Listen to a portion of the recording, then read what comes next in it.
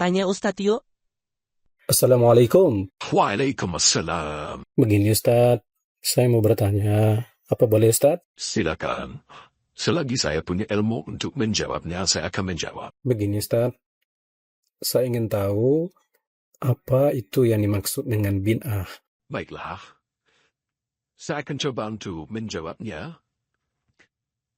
Secara definisi, bid'ah itu terbagi atas dua. Yang pertama, bid'ah secara bahasa. Bid'ah secara bahasa berarti membuat sesuatu tanpa ada contoh sebelumnya. Penjelasan ini bisa kita lihat di dalam Al-Mu'jam Al-Wasit dan juga di dalam Majma' Al-Lugha Al-Arabiyyah Asy-Syamilah. Hal ini sebagaimana dapat dilihat dalam firman Allah Ta'ala, di mana Allah Subhanahu wa Ta'ala berfirman di dalam surah Al-Baqarah ayat 117 dan juga di dalam surat Al-An'am ayat 101. Yang artinya adalah Allah pencipta langit dan bumi. Maksudnya adalah mencipta atau membuat tanpa ada contoh sebelumnya. Juga Allah Subhanahu wa Ta'ala berfirman di dalam surat Al-Ahqaf, di mana Allah Subhanahu wa Ta'ala berfirman, katakanlah, aku bukanlah yang membuat bid'ah di antara rasul-rasul. Maksudnya, aku bukanlah rasul pertama yang diutus ke dunia ini. Penjelasan ini bisa kita lihat di dalam kitab Lisanul Arab. Yang kedua, bid'ah secara istilah. Definisi bid'ah secara istilah yang paling bagus adalah definisi yang dikemukakan oleh Imam As-Syaitibi dalam Al-Ittisam.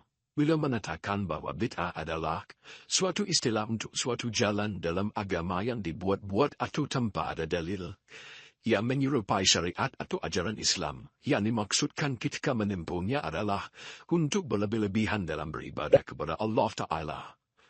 Definisi di atas adalah untuk definisi bid'ah yang khusus ibadah, dan tidak termasuk di dalamnya adat atau tradisi. Adapun yang memasukkan adat atau tradisi dalam makna ibadah, mereka mendefinisikan bahwa bid'ah adalah suatu jalan dalam agama yang dibuat atau tanpa ada dalil, dan menyerupai syariat atau ajaran Islam. Yang dimaksudkan ketika melakukan adat tersebut atau kebiasaan tersebut adalah sebagaimana niat ketika menjalankan syariat, yaitu untuk mendekatkan diri pada Allah Subhanahu wa Ta'ala. Definisi yang tidak kalah bagusnya adalah dari Syekhul Islam Ibn Taimiyah. Beliau rahimahullah mengatakan, bid'ah adalah i'tiqad atau keyakinan dan ibadah yang menyelisihi Alkitab dan As-Sunnah atau ijma' atau kesepakatan para salaf. Ringkasnya, pengertian bid'ah secara istilah adalah suatu hal yang baru dalam masalah agama, setelah agama tersebut sempurna.